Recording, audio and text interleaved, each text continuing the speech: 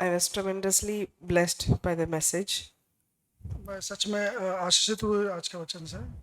All my sins the Lord has listed out. और सारे मेरे पाप परमेश्वर ने धो दिए हैं। But then I also see the solution for it. और मैं तो उसके साथ ही उसका सॉल्यूशन भी मैं देखती हूँ। Amos 1:4 says, I will send fire upon the house of Hazael. आमोस 1:4 कहता है कि अ, इसलिए मैं हजाएल के राजभवन में आग जलाऊंगा। Amos 1:7 says, I will send fire upon the walls of Gaza. और 7. आगे 7वें वचन में कहता है कि अजा के अपराधों के कारण मैं उसको दंड ना छोड़ूंगा, क्योंकि वे सब लोगों को बंधुआ करके ले गए कि उन्हें एदोम के वश में कर दे। No, I will send fire upon the walls of Gaza. Gaza के दीवारों के ऊपर फायर भेजेंगे, आग भेजेंगे। Verse 10 also says, I will send fire. 10वें वचन में भी कहता है कि आग भेजेंगे। Verse 14 also says, I will set fire to the walls. 14 वचन भी कहता है कि मैं आग लगाऊंगा। That reminded me of the promise that we received 2-3 weeks back, Matthew 3:11. मुझे वो 2-3 हफ्ते पहले जो हमने जो प्रतिज्ञा सुना था वो मुझे याद दिलाया। He will baptize you with the Holy Spirit and fire. वो तुम्हें पवित्र आत्मा और आग से बपतिस्मा देगा। I pray that the fire of the Lord consume me. और मैं चाहता हूँ कि जो परमेश्वर का आग जो है वो मुझ में भड़के and burn away these sins in me, और मेरे अंदर के जो पाप है उसे जला दे, that I will walk in the Spirit ताकि मैं आत्मा में चलूं and glorify His name. और परमेश्वर की महिमा करूं। I really understand, and I thank God for reminding us the cross of Calvary, the values which, when we think about it, we cannot give that cost back. मैं प्रभु यीशु मसीह का जो कलवरी क्रूस के ऊपर जो बलिदान है उस चीज़ को याद करता हूँ कि जब हम उसको सोचते हैं या उसके बारे में याद करते हैं, हम उसको मोल से वापस नहीं दे सकते हैं। It is of great value for which we are all been called. जिस तरीके से हम सबको बुलाया गया है, और इसमें एक बात यह है कि मुझे अपने आप को परखना है। One thing what I need to understand in this is that I need to examine myself about the value of Jesus Christ on the cross of Calvary, as brother Joseph explained. मुझे ये बात को समझना है कि जो मोल प्रभु यीशु मसीह ने उस क्रूस के ऊपर चुकाया है, मेरे जीवन में मैं उसके अनुसार मुझे जांचना है कि मैं किस तरीके से उसको वैल्यूएट करता हूँ या उसको मैं वो रिस्पेक्ट देता हूँ।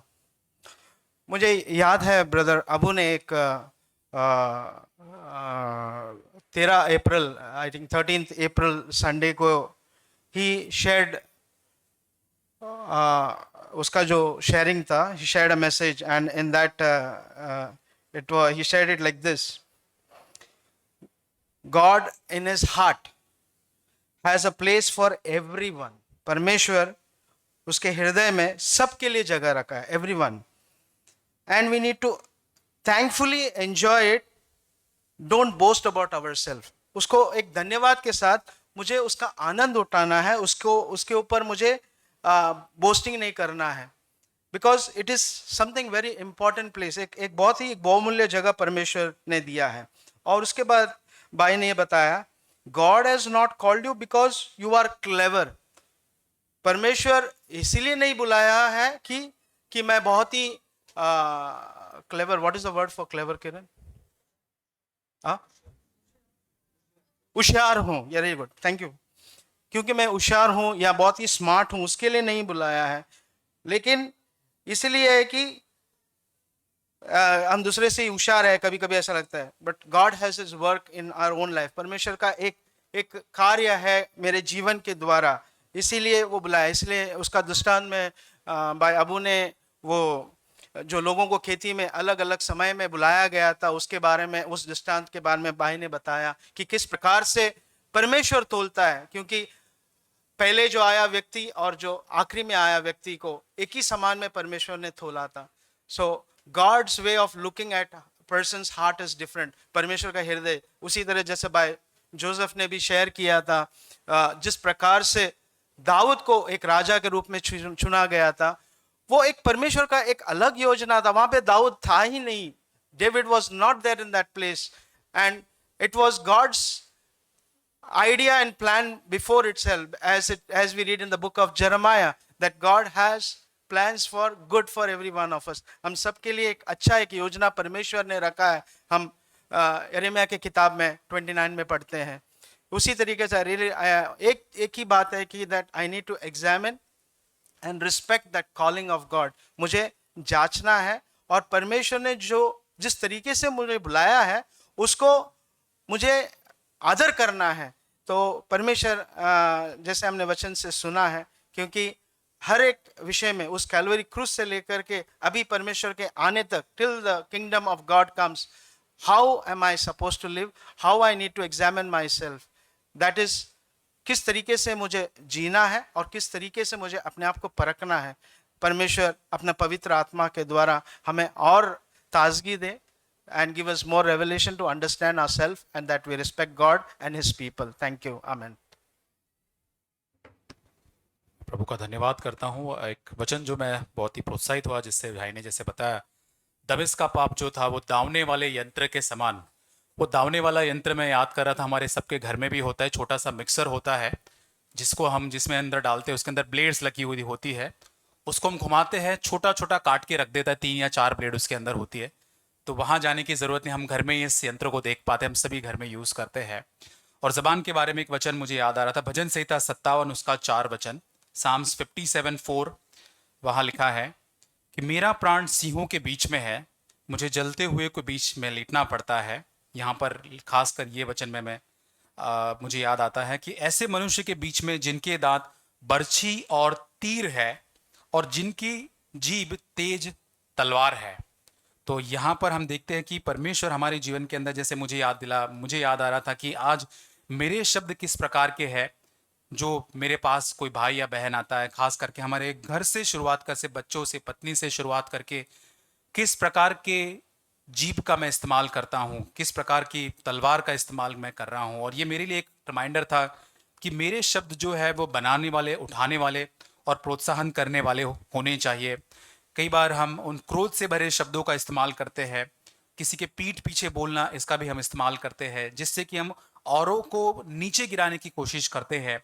क्रिटिसिज्म, औरों की आलोचना करना, जब वो हमारे स्तर के ऊपर खरे नहीं उतरते हैं या हम जैसे चाहते हैं वैसा वो नहीं करते हैं. और ह्यूमिलेटिंग वर्ड्स की किसी व्यक्ति को इस तरीके से, केवल शब्दों में नहीं लेकिन मन में इस प्रकार के हम शब्दों या विचारों का इस्तेमाल करते हैं कि हम उनको तुच्छ जानते हैं या उनको ह्यूमिलेट करते हैं. इन क्षेत्रों में परमेश्वर चाहता है कि हमारे शब्द, यदि हम परमेश्वर के भवन को बनाना चाहते हैं, जैसे सुलेमान गया था उन हिराम सोर के राजा के पास, मुझे याद दिलाया जाता है, हम सभी के लिए प्रोत्साहन है कि हम ऐसे शब्दों का प्रयोजन करें जो परमेश्वर के भवन को बनाए, हमारे परिवार से शुरुआत करके.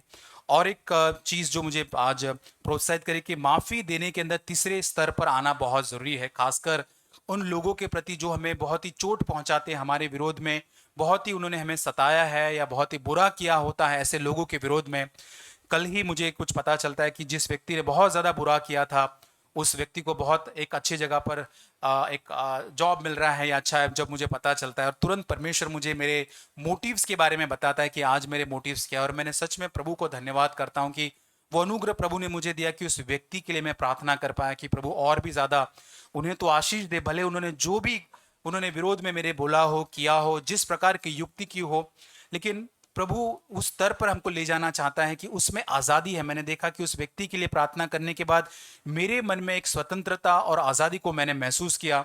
अब मैं उस व्यक्ति के बारे में बुरा नहीं सोचता हूँ. जैसे यूसुफ के बारे में, उसके भाइयों ने जब उसके पास वो भोजन को लेने आए होंगे, वो पहले का सारा याद कर सकता है, कैसे इन्होंने मुझे बेच दिया, खड्डे में डाल दिया, कैसे क्या क्या मुझे इनके विरोध इन्होंने जो कुछ किया उसके लिए मुझे सहना पड़ा.